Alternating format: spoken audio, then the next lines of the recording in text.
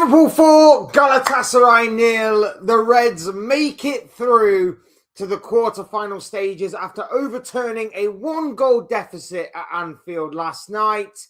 Happy days, a happy performance, a very, very good performance, a happy stream ahead. We'll have to dive into a little bit of a reality kind of check a little bit later on in the live stream, but for the most part, this is going to be a positive one.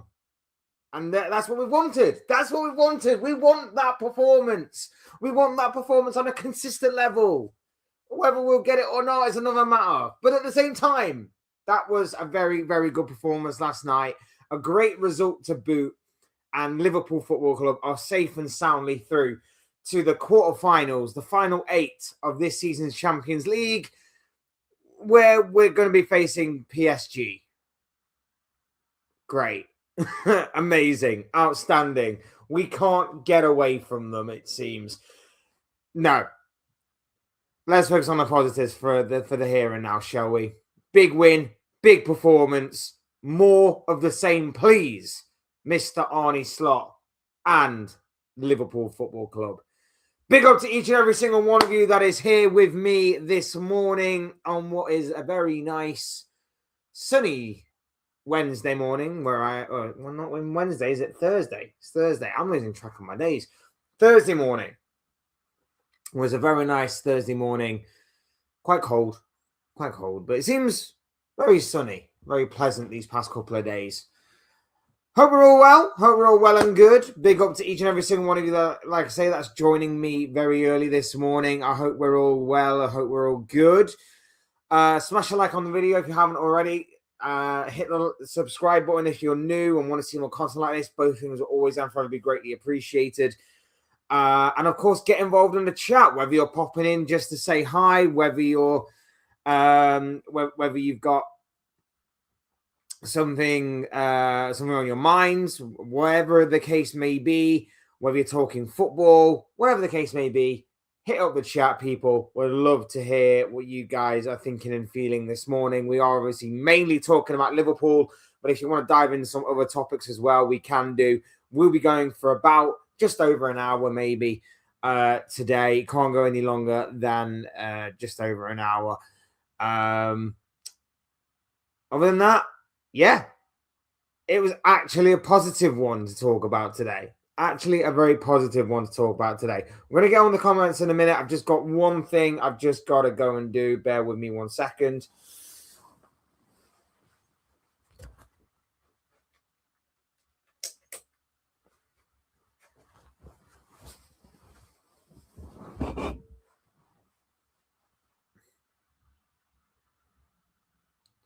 There we go. That's better. Yes, big up to you people, and already the chat is going off. Dean is already here, ladies and gentlemen. Big up to you, Dean. Hope you're doing well, my bro. Better day today than most streams that we have when discussing Liverpool results. Says, good morning, Fletch. Well, performance by Liverpool last night. It was so refreshing to see. It really was, bro. It really, really was. Was it helped by a number of factors, including the fact that Anfield was pretty much 100% Liverpool supporters, made it a real hostile atmosphere for Galatasaray. We controlled the atmosphere and the confidence grew on the pitch as well. And you could see that resonate with the players and with the players and even the manager, who was very animated on the touchline throughout the entirety of the game. They really did play on the crowd a lot during this game, and it really did help settle the nerves a little bit, and of course maybe unnerve at the same time Galatasaray in the process. It should have been a lot worse for Galatasaray. Yeah. I mean, I don't get why McAllister's goal was chalked off for offside. That was strange. Mo Salah obviously missed a penalty. So there was a couple of moments there where we could have actually further inflicted damage to Galatasaray. But, didn't really need it in the end. Didn't really need it. 4-0 was enough for us to obviously get across the finish line, overturn that one-goal deficit from the first leg, and advance safe and soundly through to the quarterfinal stages. What I liked the most was every one of the players was hungry and wanted to win. It was it was definitely a different performance than we're used to seeing, wasn't it? It was there was hunger, there was determination, there was a tenacity about Liverpool that they simply weren't going to go away. And there was a fight there. There was a fight that we have not seen for the vast majority of this season. We have not seen that. And it's so frustrating that it all comes out now. The worry for me is this going to be just another false dawn that we're so used to seeing this season? Are we going to go back to type in our next game against Brighton at the weekend? Are we going to falter? Are we going to wilter away again? Are we going to have this stop-start thing? That's the worry for me. I hope that this is maybe the moment where things may start to turn around. Maybe Arne Slot has finally figured it out. Maybe the players have finally figured it out.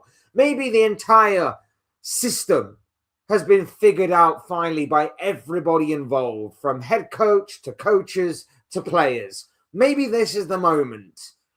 But again, I've said that so many times after good performances this season, and there haven't been that many, but you can figure them out. Aston Villa, Real Madrid, even Inter Milan, things like that. Is this the moment, or is this just another false dawn? For me, I don't know, but I'm enjoying the result and I'm enjoying the moment for what it is. I'm not trying to be all kind of doom and gloom about it. I'm trying to enjoy the moment, but I've also got to be real and I've got to try and deliver some reality throughout this stream, which we are going to do. Apart from the missed penalty, I thought Salah was amazing. Salah was very good last night. Took him a while to get into the game, but once he did, there was no stopping him. Like I say, the penalty was shockingly bad. But apart from that, yeah, I mean, the goal he took as well. The goal, such a beautifully well taken goal. Lovely little link up play with Florian Wirtz, who again was another one who grew more into the game as the game wore on. Wirtz was brilliant. I felt, as the game wore on. So hopefully we get to see more of that from Florian Wirtz as well going forward. Thought he was good. Szoboszlai absolutely outstanding. Took his goal really well as well. I can't really say anybody had a really bad performance. I thought Milos Kerkez was excellent. I thought Milos Kerkez was absolutely excellent from start to finish. Frimpong was a threat down that right-hand side. Gravenberch had one of his better games for a while. Like, I can't really say anybody in the Liverpool shirt really played badly, in all honesty. I really, really can't. I thought they all did their job really well. Like I say, they played off the crowd's emotions, and it really did fire them up. It really fired them up.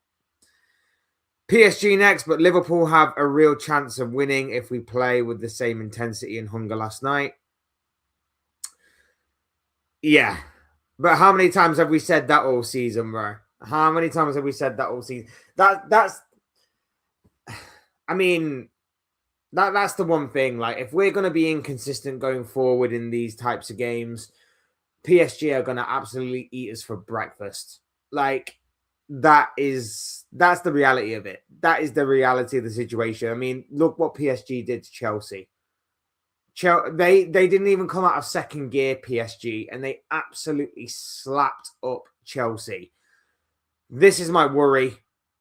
And my worry after this, if we do lose against PSG, is that Arne Slot, his PTSD will get worse from last year. It will be like deja vu, Groundhog Day, all over again for this man. So that's my worry for him. The real test will be the away leg. If we stay in the game by the time we get back to Anfield, I don't see why we can't win. I mean, we kind of felt that a little last year, bro. And we won the first leg away from home last year. We won in Paris. It was the game at Anfield. We lost it. On penalties, granted. But revenge will certainly be on the minds of Arne Slot and the majority of those players from last year, 100%. PSG won't be looking forward to playing Liverpool next because in this competition, we are a different beast.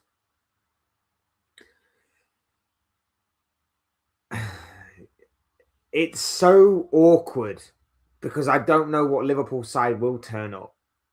I don't know if what we're seeing right now is a Liverpool side that have decided to put all their eggs in the Champions League basket. And if so, that to me says that Arne Slot is desperately fearing for his job. Because as I said on Monday, whenever Slot needs a result, he changes things up. I was shocked that we didn't see Gakpo last night. I was really shocked we didn't, not starting anyway. We didn't see Gakpo starting. We are a different beast because teams play differently. The Premier League right now, I've said before, the Premier League standards right now are probably the lowest that I've ever seen it in terms of playing style, aesthetics. Is it pleasing on the eye? No. It relies heavily on set pieces. We do the same, by the way. We're just as bad as the rest. We rely on set pieces and opposition teams making poor mistakes. But we can't handle whatever the Premier League throws at us. In Europe, it's a little different because in Europe, teams play more to our strengths. I think we'll beat Brighton on is it Sunday? Saturday or Sunday? Saturday, isn't it? Because for whatever reason, we're the early kickoff on a Saturday. But they haven't done it for any other team this season, which is so freaking weird. The Premier League are stupid. Whoever's making the scheduling this year is just stupid. But I think we'll beat Brighton on Saturday simply for the reason that Brighton play out from the back. Brighton try and play football back to front. And in doing so, it often leads to errors and mistakes on their part. And we will capitalize on that and we will win that game. That's my genuine prediction of that game. Teams in Europe do the same thing. They don't rely heavily on set pieces. They don't rely heavily on being direct or long throw-ins. For the most part, of course, there will still be the odd team or two or three or four that will. But for the most part, it will simply be a case of trying to play football out from the back. And Liverpool thrive on that. That's what Galatasaray tried to do yesterday. As much as they attempted to waste as much time as possible, diving onto the floor, going down, holding their legs, their arms, and whatever else they can hold to state that they are injured in a way that wastes as much time as possible. They still tried to play football last night, and we just capitalized, and we were just better at it than them on the night, which we can be, which we should be, which we've been crying out for all season to be. And on this night, we got it right. Whether we'll get it right going forward on a consistent enough basis, I don't know. I genuinely don't know. Big up Abdul is in the building. Hope you're doing well, my bro. Lovely to have you here with us. Says, hi, Captain Flesh in chat. How are you? I'm good, bro. And I hope the chat is as well. And I hope you are too, my friend. All good here, my friend.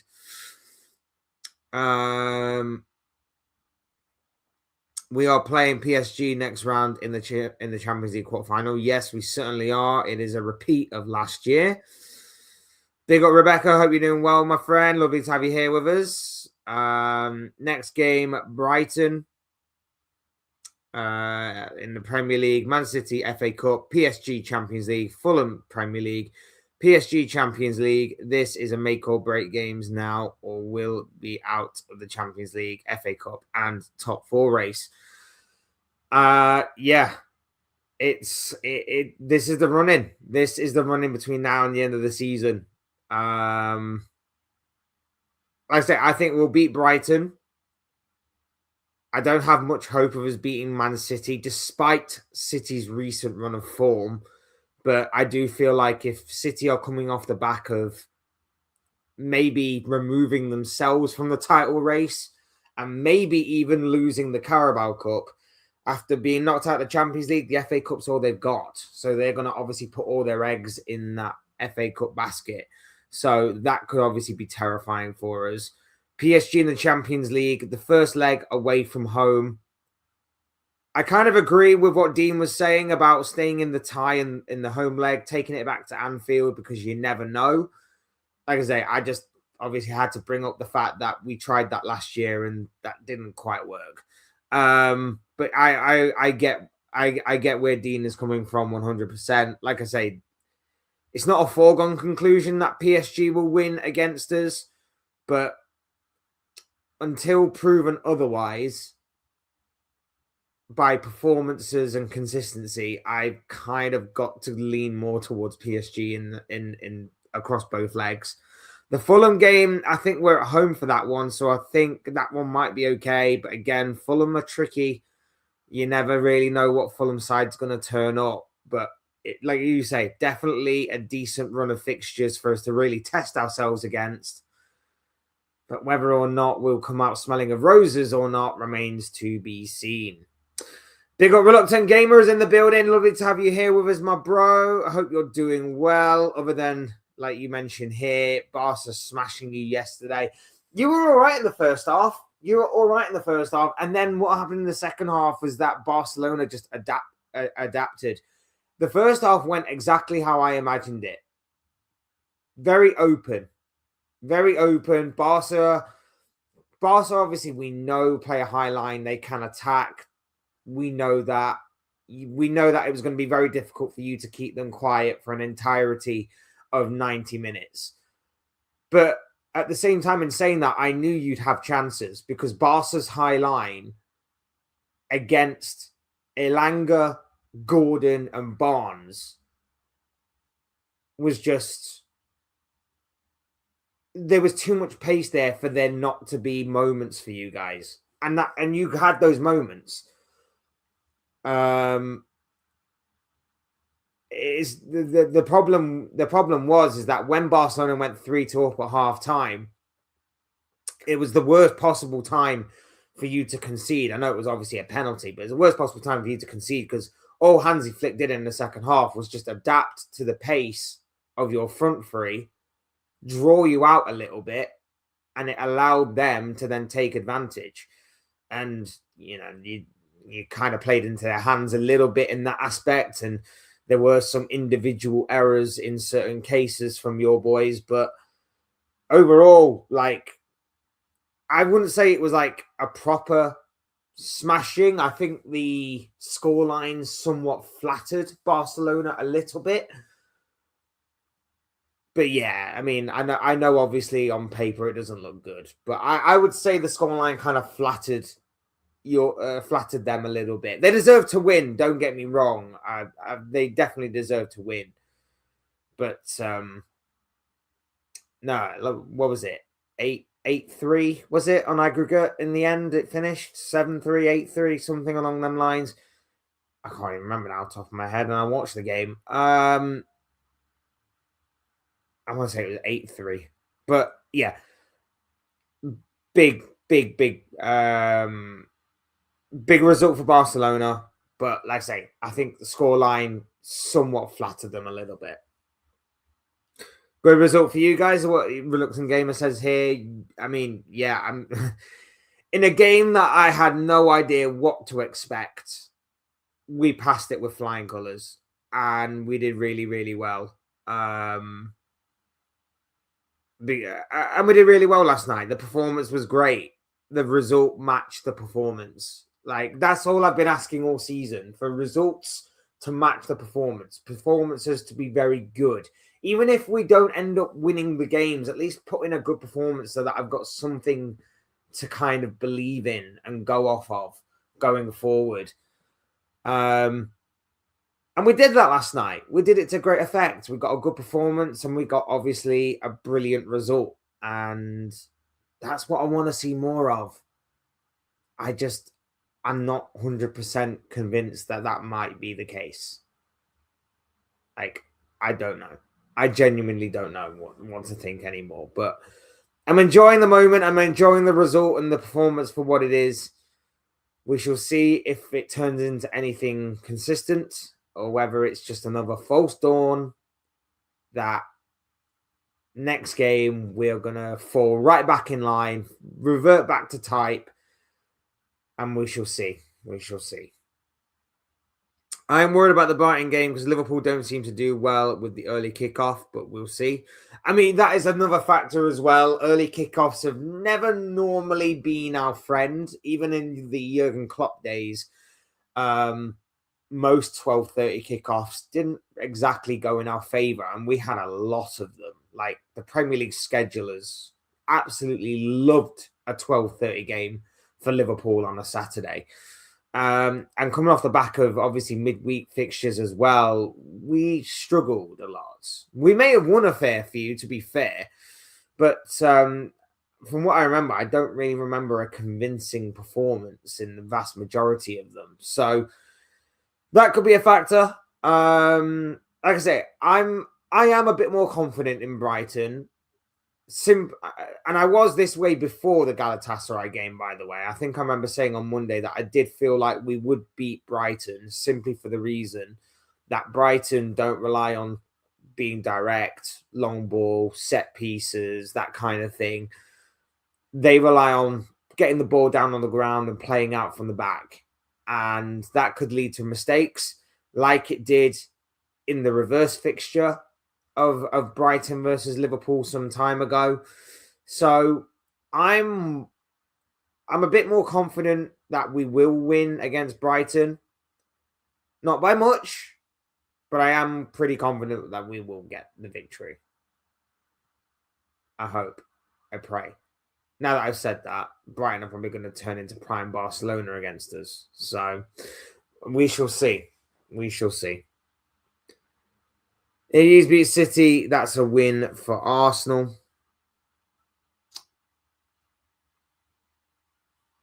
Yeah. FA Cup pretty much then goes to Arsenal, doesn't it? Arsenal are going to win the quad, aren't they? Arsenal are going to win the quad. That's a horrible, horrible thought. That is a disgusting thought.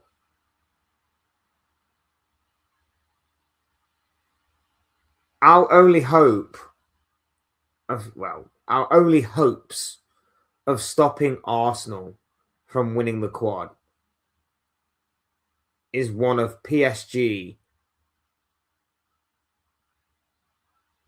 Bayern Munich, or Real Madrid.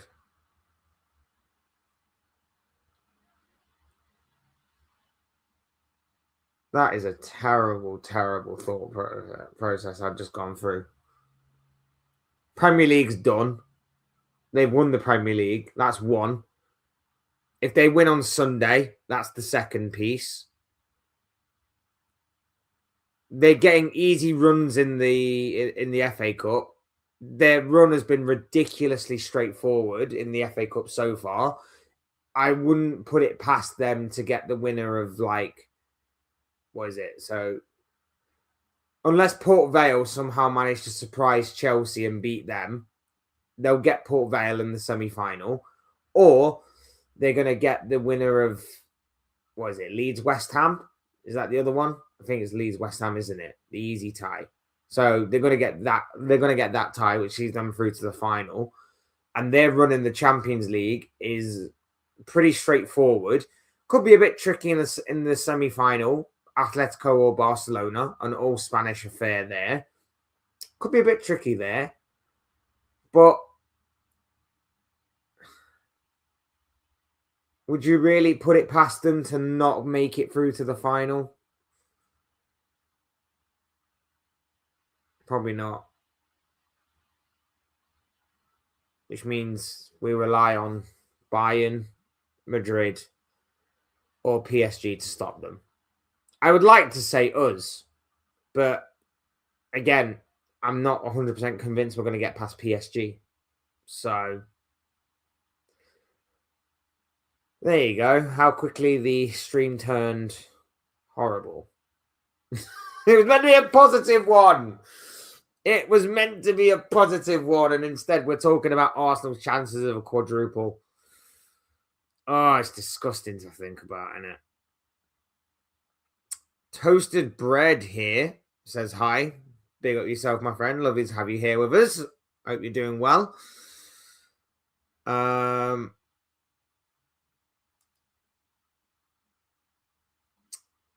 Tougher test to follow. Next, PSG and Man City. We are very inconsistent side, and our form is up and down. Yeah, we are very much like a yo-yo at this point, my friend. Very much like a yo-yo, up and down, up and down. I got no idea what Liverpool side is going to turn up on what given day. So, fingers crossed we can actually do something in those games. Give City a good run for their money. Give PSG a run for their money as well. But again, I just don't know. I've been down this road too many times this season of false starts, false dawns. Every time it looks like we may have turned a corner, we do a 180. We just basically do a 180 again back into the corner. Like it's just been so repetitive this season, that kind of stuff. So repetitive. And I don't know. I don't know. Like last night, for example, like the goals we scored were brilliantly well taken. Played some nice football at times. Everybody looked confident. Everybody looked assured of themselves. It was good. It was a proper feel good game. We didn't even lose our heads when Galatasaray were trying every kind of dirty tactic under the book to sort of under the sun to waste time, and the referee was buying everything that those Galatasaray players was selling. We kept our heads cool.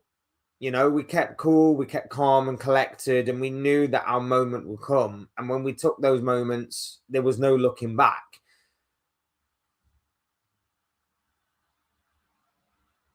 So I don't know whether it was just because it was like 100% Liverpool fans in the building. The atmosphere was epic. The atmosphere was electric.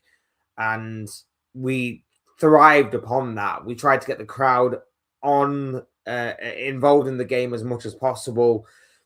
Feed off that energy. Feed off of the voice of the Anfield crowd and what have you.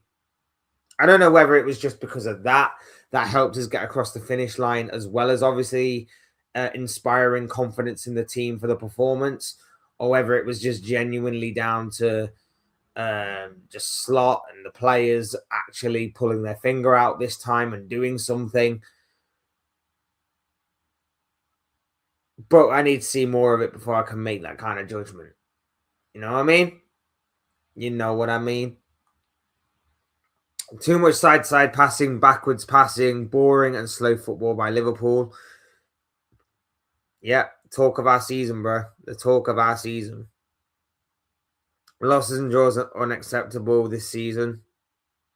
Again, they happen, but to this frequency, you are 100% correct. Big up Crystal's in the building. She says, hi, hope you're doing well, my friend. Lovely to have you here with us.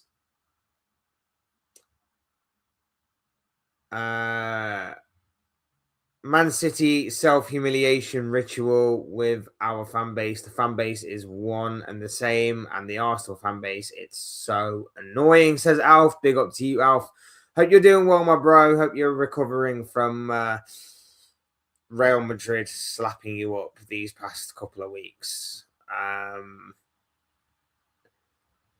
Yeah, it's been a horrible week for you guys, hasn't it? Out the Champions League.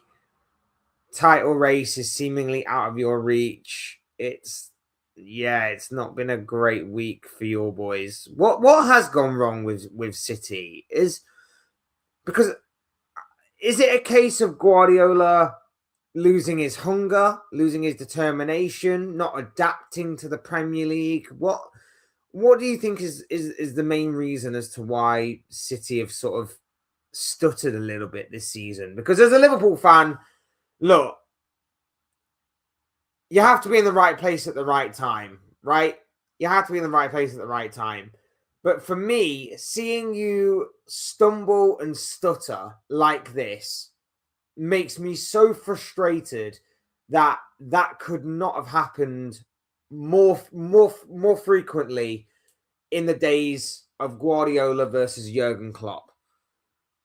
Like that genuinely annoys me because when we finished on like 92, 94, 96, 97 points, what have you, you were obviously always in those situations one step ahead of us. And it just annoys me that Prime Pep and Prime City were just that good of a machine to be one step ahead of us, even though most seasons with those kinds of points tallies, we would have gone on to be successful in the Premier League. But you were just one step ahead of us. So it annoys me that on the 1 year that Arsenal could win it all, you've decided, no, we're not going to push you this year. I mean, we're bigger failures, by the way. I'll give you that. We are bigger failures. But at the same time, in saying that, you guys haven't helped either. Instead, we could be genuinely talking about a quadruple charge for Arsenal here. And like I say, that absolutely sickens me. Absolutely sickens me. Gotta go, Fletch. Lovely to see you, my friend. Lovely to see you too, man. Always great to talk football with you, Dean. And hopefully it won't be too soon before we do so again.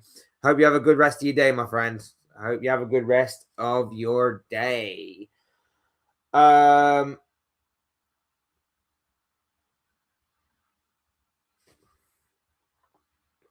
Scalia, Neves, Vitinha, Dembele, Doué, Hakimi, Mendes. All PSG players, all will be chomping at the bit to once again knock Liverpool out of the Champions League. They've got one hell of a team, the French champions. And with Luis Enrique, the brains behind the operation, yeah, Liverpool have their work cut out if they want to obviously advance to the semi-finals. Pep keeps playing the same old players, the same problems we had last season. Pep's tactics are also outdated, something he admitted last season, and yet he went back to them since January. Yeah, it's strange. Like, I know Bernardo Silva is a great player, but it's clear to see his legs are gone. There's no mobility in that midfield. If Reinders isn't there, and maybe Nico Gonzalez as well, it's almost like there's no legs in that midfield. Two players you desperately need. And then, I don't know, like, the goals have dried up for Haaland. Lack of service. Semenyo's chipping in with a few goals, but it's not enough when your defense is as leaky as what yours is. It's a strange one. And the whole tactics thing, I do agree with you. Like, the Premier League has moved on to being more direct and obviously set piece based, which again is basic. It's very basic in my opinion. Like, and I'm not trying to knock it in any way, shape, or form. And this is not like you're just saying it because Arsenal are top of the league. No, I said it last season. I believe that the competitive side of the Premier League is at an all-time high. The aesthetic side of the Premier League, how good the football looks, how stylish the football is at an all-time low. because it's so easy, or it's much easier, should I say, to coach set pieces and being more direct than it is to play like a Pep style of play or a Klopp style of play. It's easier to coach the set piece game, long ball game, than it is to coach the Pep way, the Klopp way. Klopp got out at the right time. Klopp got out at the right time. And this is why I've said in a couple of videos now, I think Pep goes at the end of the season, you know. I really do think Pep goes at the end of the season. I think he's lost his hunger. I think he's lost his desire. I think he's lost a little bit of fight in him as well. And above all else, like, having seen what the Premier League has turned into, I don't think he likes it as much as he used to. And it's not because, oh, he's not winning, so, you know, he's a sore loser, he's going to throw his toys out the pram and leave. It's not necessarily because of that. It's a case of he stayed at this club for longer than he has done at any other club in his career. He has seen football change and the style change to a completely polar opposite style to what he does. And he's not willing to change. He's not willing to change his approach, which means that maybe for the improvement of Manchester City, they need to go for a manager who's more suited to the current style, whilst also maybe trying to find a way that when trends evolve and when football evolves and when football continues, that they can stay one step ahead of the curve, which is why they appointed Guardiola in the first place.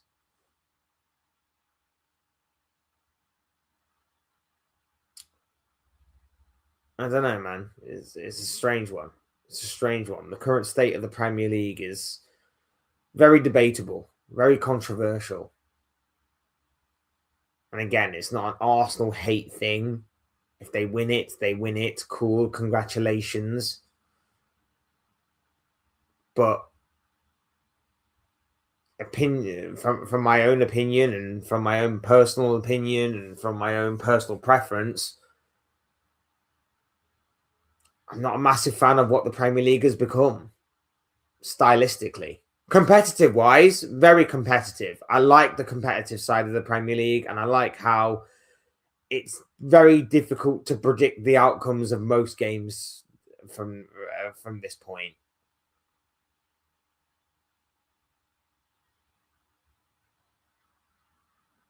But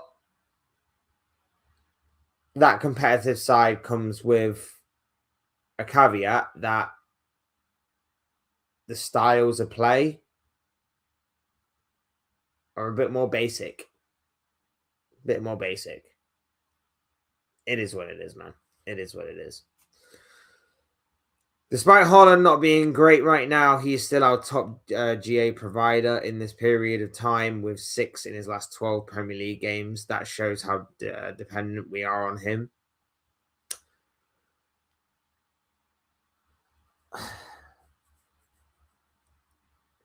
Is it maybe worth every now and again just dropping Haaland for Marmoush?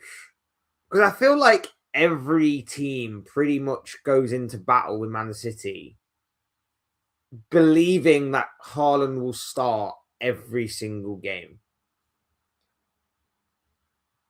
Is it maybe worth dropping Haaland for a few games here and there, just randomly out of the blue, just to keep him on his toes, just to keep Marmoush, who I think would probably deputise for an absent Haaland, keep him on his toes, and also keep the opposition on their toes.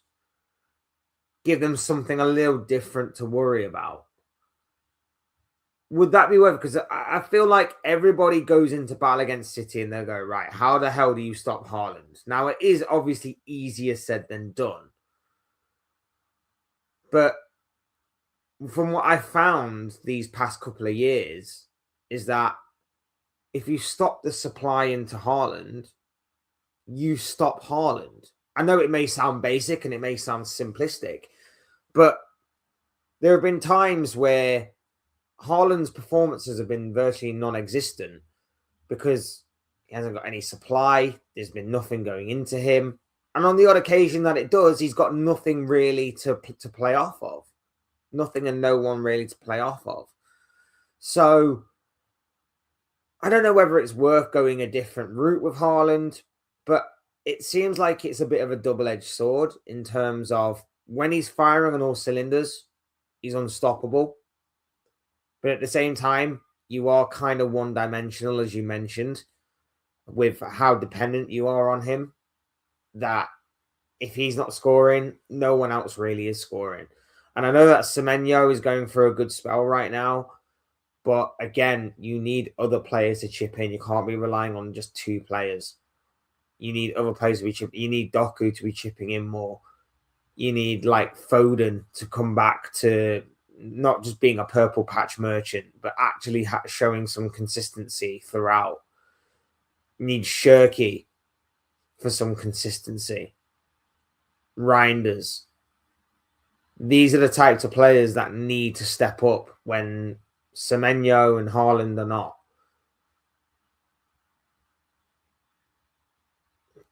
It's just the case in my mind. It is just the case in my mind.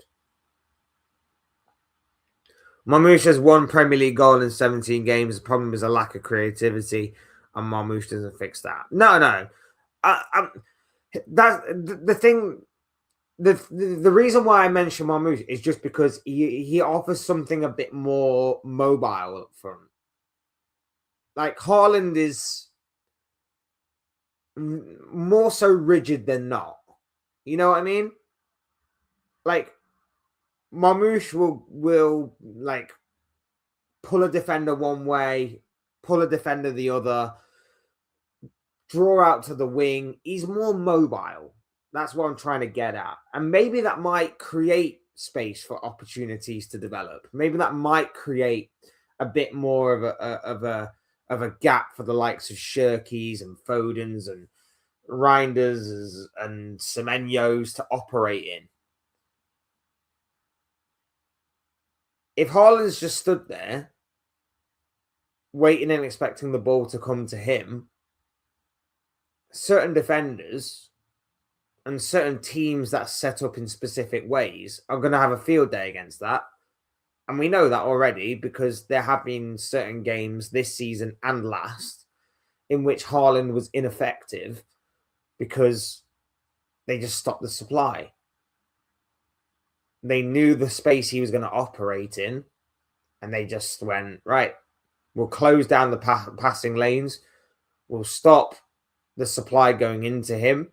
And even if it does, we'll be ready to pounce on him as soon as he's got control of the ball or a lack of control on the ball. I don't know. Maybe I'm just dumbing it down too simplistically. I don't know, but I just think like fantastic. One lethal goal scorer is Haaland. Wonderful. But there's got to be something else to his game as well when it's not quite all going for him. And I think there have been signs this season that there has been improvement.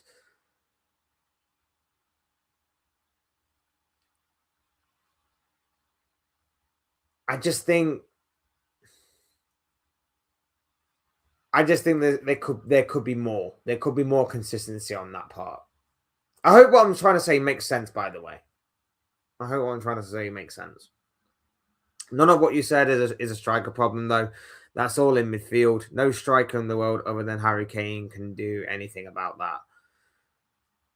Yeah, I mean, it's up to Guardiola to obviously find a way. I get that. But like I said, that's the double-edged sword that is Haaland. It's essentially a case of you've got one of the best strikers in world football. But the downside is that you've got one of the best strikers in world football, in which a lot of people think, right, take Haaland out of the game, City have got very little. And that could include creativity. That could include players outside of Haaland to chip in with goals and assists and things of that nature. And it doesn't always happen for City, and it hasn't necessarily happened for City these past couple of years, which is why you didn't win the title last year. It's why you've struggled in the Champions League since winning it. It's why you've struggled in the FA Cup. Even though you've got to back-to-back finals, you lost them both.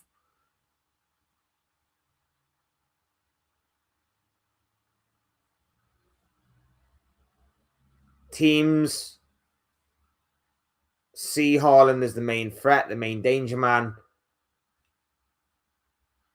and they go, right, let's take him out. Let's take him out. Take him out of the equation, and we're halfway to maybe beating Man City. Simple as that. And that is, and you say like it's not a striker problem. It kind of is, because although, you know, Haaland is set in his ways in terms of the striker he is, again, a different striker may offer something a little different. Let's say you had Bobby Firmino, for example. False nine type of striker, rather than a proper striker like Haaland. In games where you need to open up a low block, a disciplined low block that is just going to stand there and clear balls away that go into the box and have what have you. Someone like Firmino to drop deep, to pull out wide, to kind of stretch the defense, that would be needed. And therefore, there can be a bit more creativity that could occur there.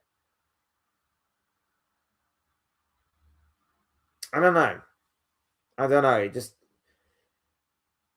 like I say, it just seems to me like I say, it just seems to me like as fantastic a player and striker as what Haaland is, it can backfire on you, and I think we're starting to see that right now. City having very little outside of Haaland doesn't get fixed by dropping him. We used to have KDB, Mahrez, Silva, etc. You can't triple mark a striker if that means giving Kevin De Bruyne lots of space. Yeah, you've won titles by using false number nines. There's no doubt about it. But there is a reason why you use false number nines. Sometimes it was through necessity, because you didn't have options there. And sometimes it was through playing a certain way that opened up defenses more easily. And you've done that. There were times where you had Gabriel Jesus to capitalize in that position, and you decided, no, we'll go KDB as a false nine. We'll go Sterling as a false nine. May not have always worked, but I guess it would work more often than not, because that's what made you so successful.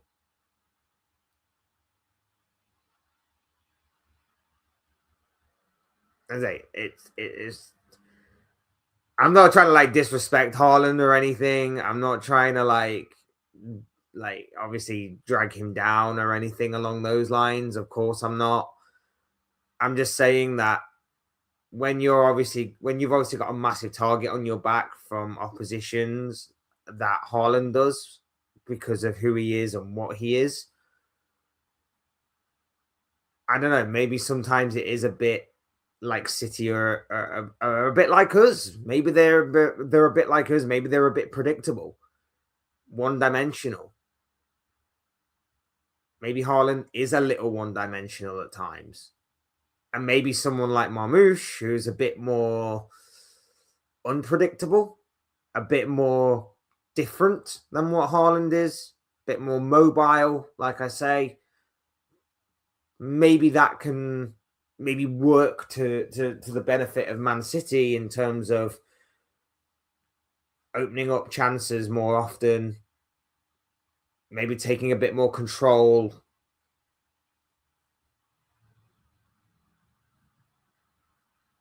Because because again, you look at the West Ham game, for example, it just didn't work. It just didn't work. He had all the chances in the world, all the opportunities, just didn't work. And one-off games like that can happen, but there's been a fair few games this season you've drew. Even taking the lead in some of them to draw. Those are the ones that have cost you the most. And again, take it from a Liverpool fan who has lost titles based off of draws, losing once all season, only to come second place, losing twice all season, only to come second place. The draws will kill you. The draws will kill you. And again, seemingly happening to see. Seemingly happening to see.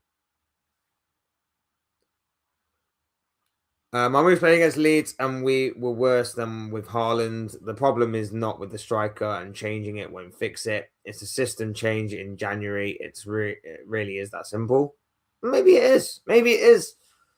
But also, like I say, maybe if Haaland was there, maybe you get a few goals.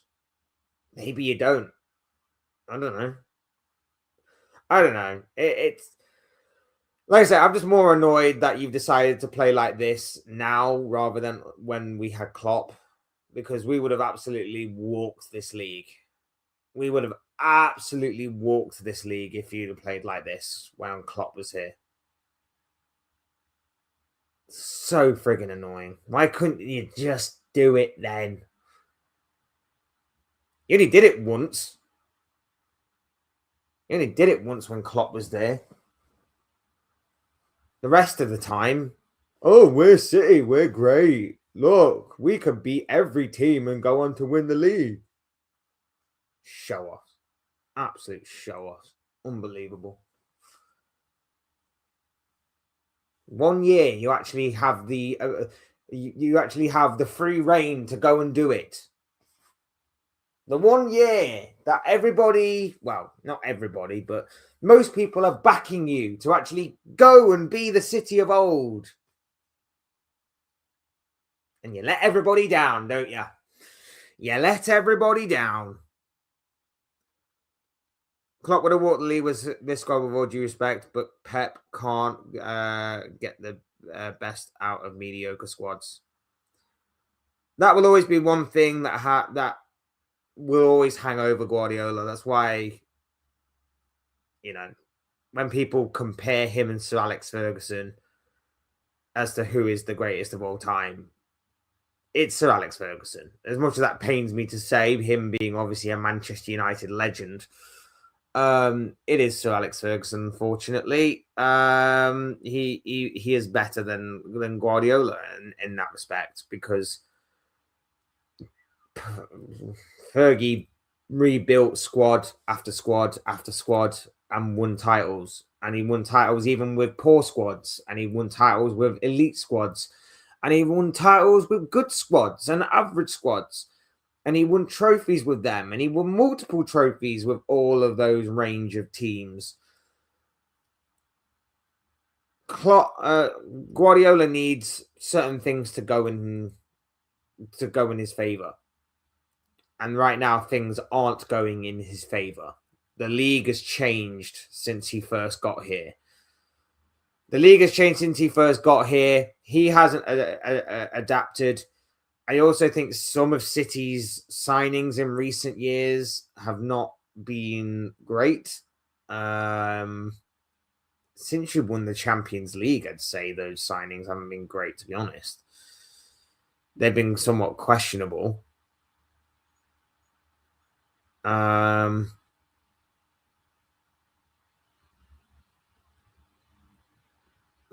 But yeah, like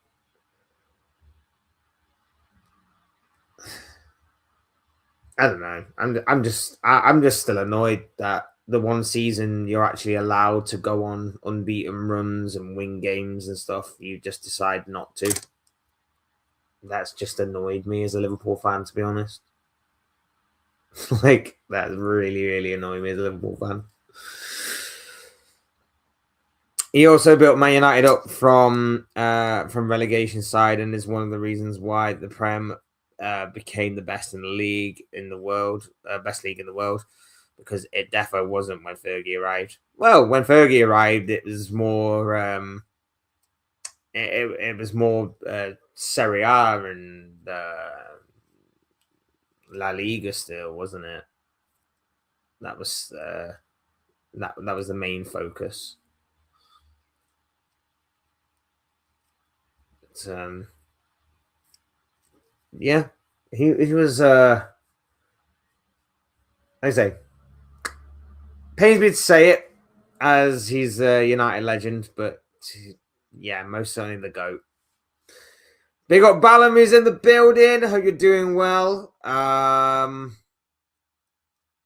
cannot stay for too long. Salah is back. Ramadan is over, and Eid is tomorrow. Will we see an improved Salah now that he can eat food? What will you make for him? I mean, I don't know how much you can put on the whole Ramadan and Salah situation, and whether or not that has got something to do with his performances. Not like his performances have been great all season, mind you, bro. So again, don't know how much you can put on that. Hopefully, that goal will give him confidence, because he took it like a player that had confidence. To say that he missed a penalty earlier on in the game, he took that goal like a man, or like a man with confidence. So yeah, fingers crossed. Like that might kickstart his season. Better late than never, but it's at a very important and crucial time for Liverpool for him to start his improvement journey, shall we say? I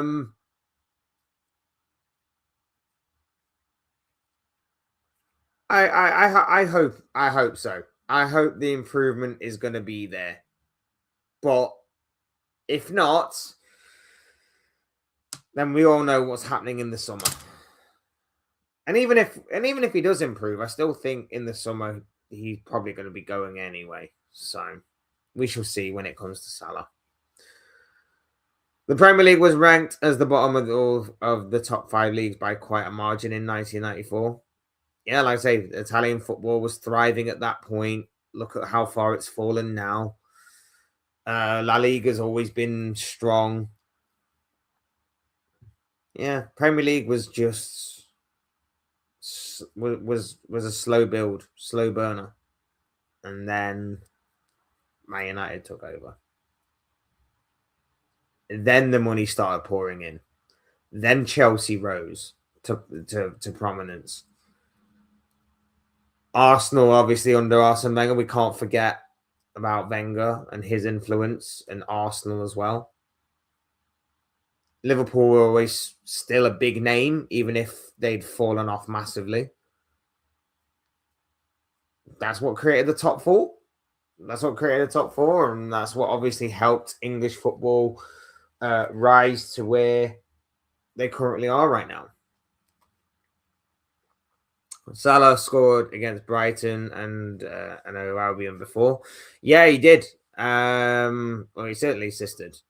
As well. So hopefully another big performance from Salah this weekend.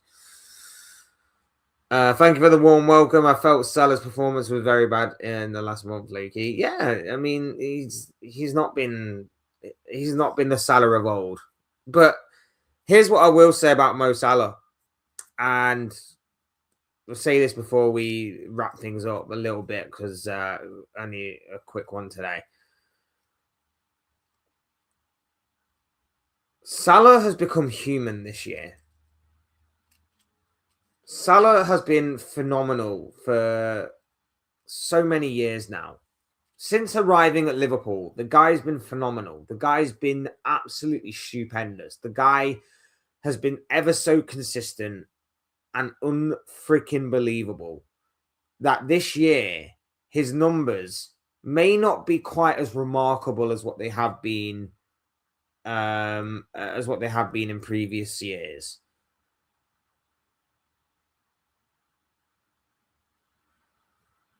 But they're still all right, you know. I mean, considering that, and again, I don't wish to bring them into this, but they don't help themselves by bringing themselves into it. Considering that Arsenal fans constantly big up Bukayo Saka as the next big thing, and some even suggest he's actually a better winger than Mo Salah. If you look at the output alone, their goals and assists aren't too dissimilar this year. They're not. And Saka's been in a much better Arsenal team than what Salah has been in whatever the hell this Liverpool team is. That's why they're thriving in every competition. That's why they are top of the league in the Premier League. That's why they are into the quarterfinals of the FA Cup, quarterfinals of the Champions League, got a Carabao Cup final on Sunday.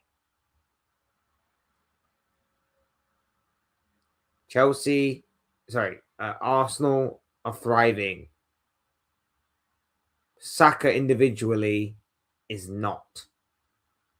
But yeah, Arsenal fans want to call him Starboy, and he's this and he's that, and he's the best winger in the Premier League. And no, Salah has dropped off this season, but Salah's dropped off from being an absolute alien and a freak of nature to being human. That's the be all and end all reality of it. It's not ideal. I didn't want it to happen. Didn't want it to happen, especially when he's on 400k a week. Didn't want that to happen. I didn't want Arnie Slot to friggin' humanize the guy. I think it is. And look, if we're being real and honest, like, partially it might be because of his age. Partially it might be down to him. And partially it might be down to how the manager's playing him, as we have previously discussed on a number of live streams, right? But at the end of the day, like, the numbers he's still got this season, they're still not completely terrible. It's just humanizing. Salah's performances have been mid all season. I don't think Ramadan is the issue. I agree with you, bro. I agree. Premier League predictions when? Today, tomorrow, Tottenham have a must-win game. Yeah, that's going to be a massive game. Tottenham, Nottingham Forest on Sunday. Massive game for both of those clubs. But yes, Premier League predictions video will be out tomorrow.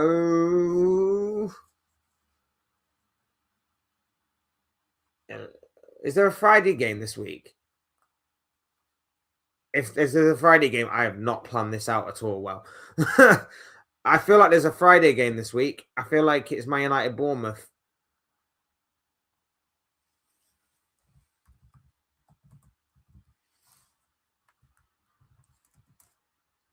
Yeah, there is actually. There's a Friday game. Premier League predictions video will either be out. It's probably likely going to be tomorrow morning. It will likely be tomorrow morning. So my plan is that tomorrow morning will be the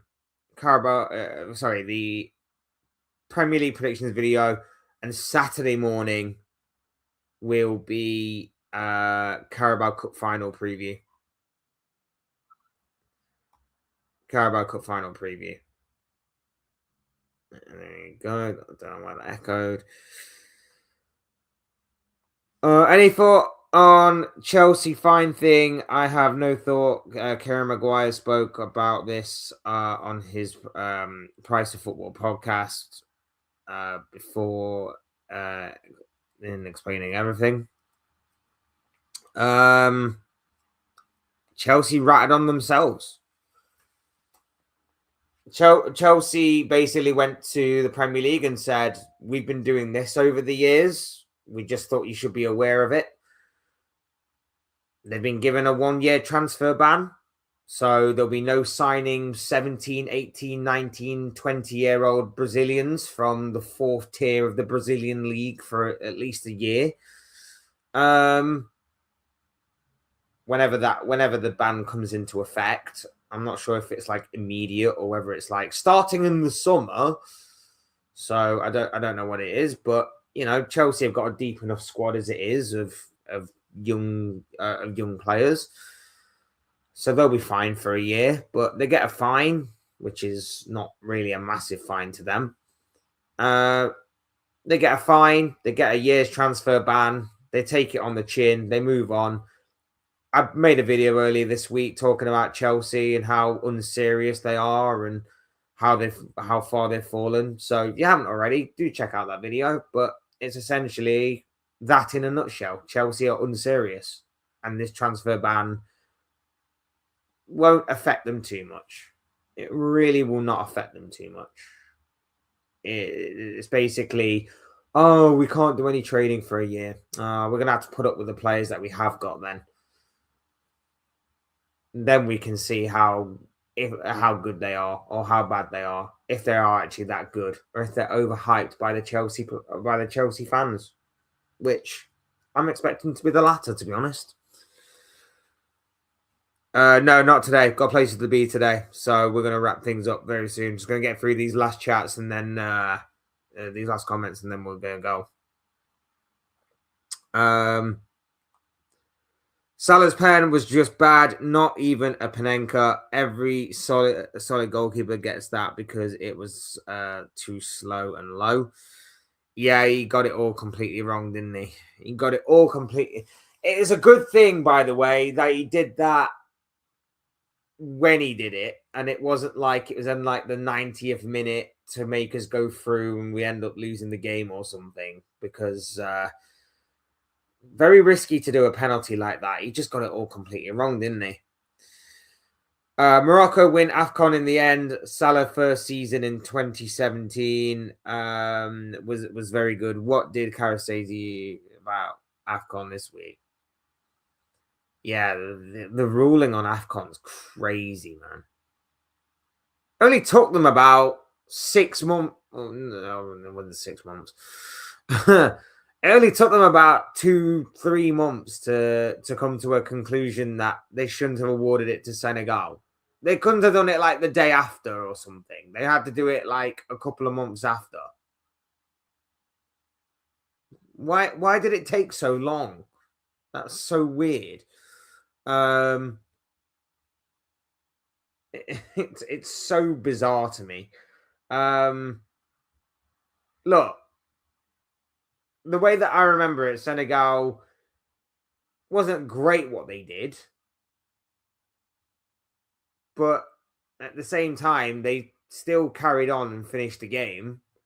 Brahim Diaz still missed a penalty. He, by the way, is probably the most relieved man in all of this. He probably still is the most relieved man in all of it. And yet they come to this decision 2 months later.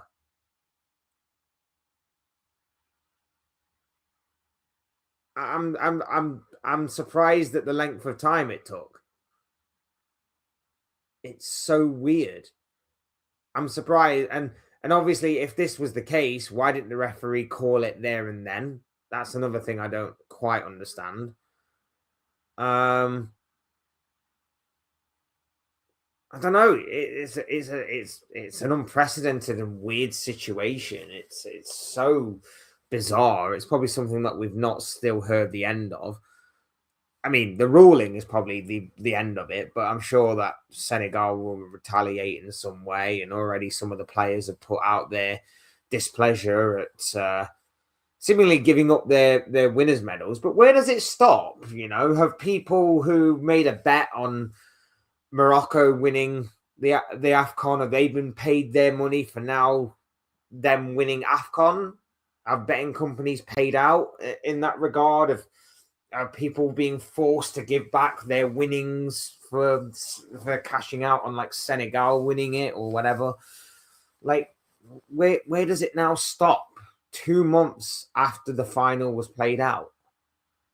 It's so weird to me that it took that long. I'm sorry, but I do see why officially the authorities have no other reason but to punish Senegal. You can't decide yourself to forfeit and leave the pitch and then be surprised by the consequences. I get that, but at the same time, if the referee did that, then the referee should have called the game off, right? Shouldn't the referee have just called it there and then and said, right, you forfeited, that means the game is awarded to Morocco? Only to play the game out and then 2 months later decide, you know what, that was pointless. We should have just given it to Morocco anyway.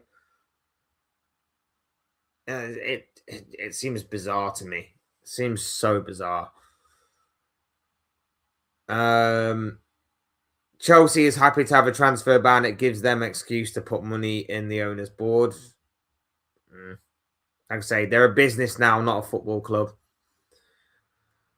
The Premier League is the most competitive league, not top heavy. Top teams from Germany, Italy, Spain, and one random inform team in Europe. Any season is at least as good as top Prem teams. Senegal might win the title back via email in November. They have appealed in higher court. Like I say, we have not heard the last of this.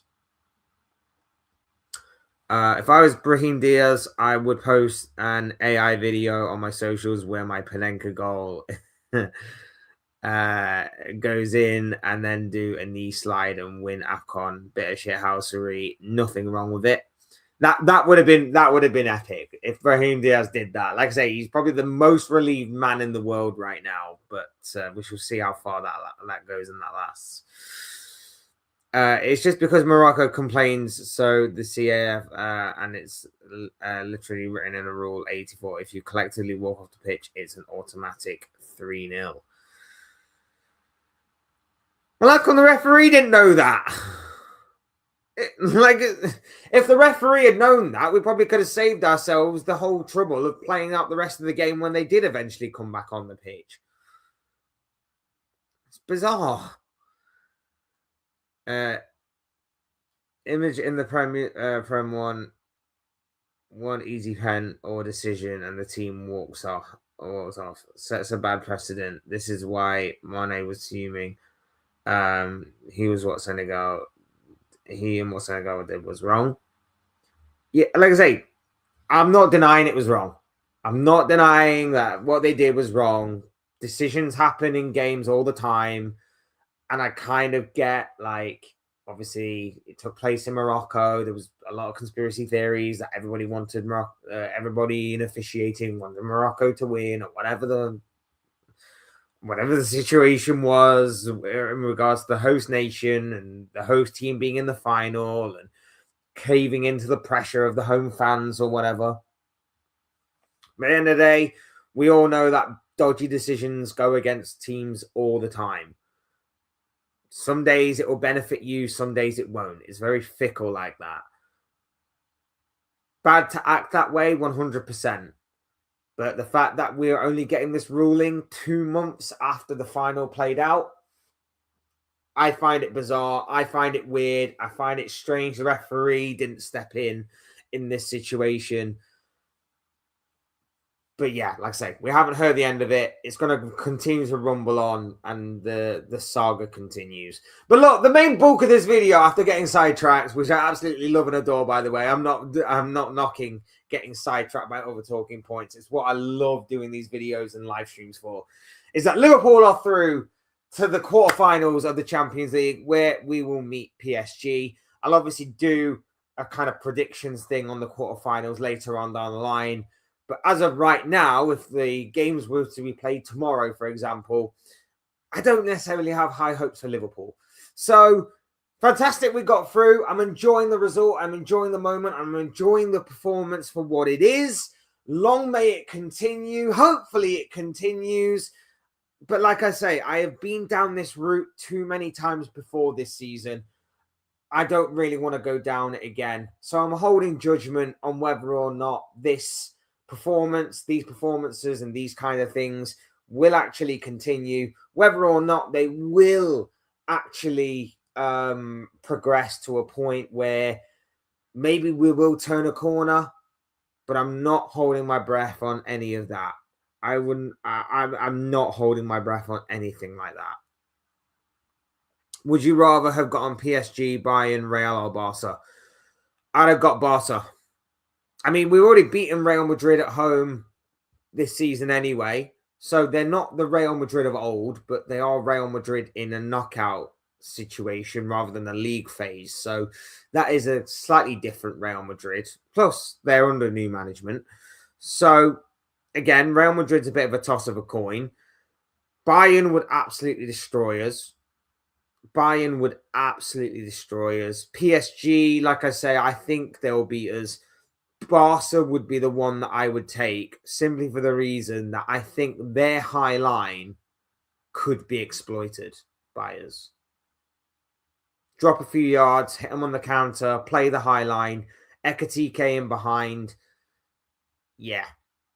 I think I would have taken Barcelona in all honesty. It would have been tasty and it would have been interesting to see if we could outscore them. But I think our best shot would have been Barca. Szoboszlai should take the pens instead of Salah. Well, Szoboszlai's already missed one this season, so yeah. Szoboszlai missed one against Burnley, I believe. So, yeah. Hey, we all miss them, apparently.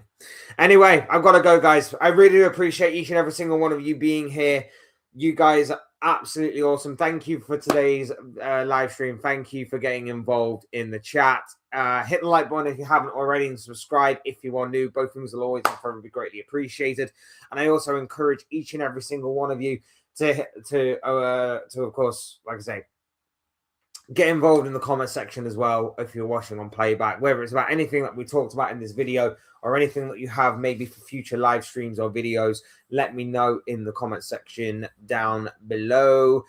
Like I said, you guys are absolutely awesome. Thank you for being here for today's live stream. Big up to the chat. Big up everybody that's here, and big up to the love and the support that the channel's been receiving. I absolutely love and adore it and can't thank you guys enough for it. So thank you.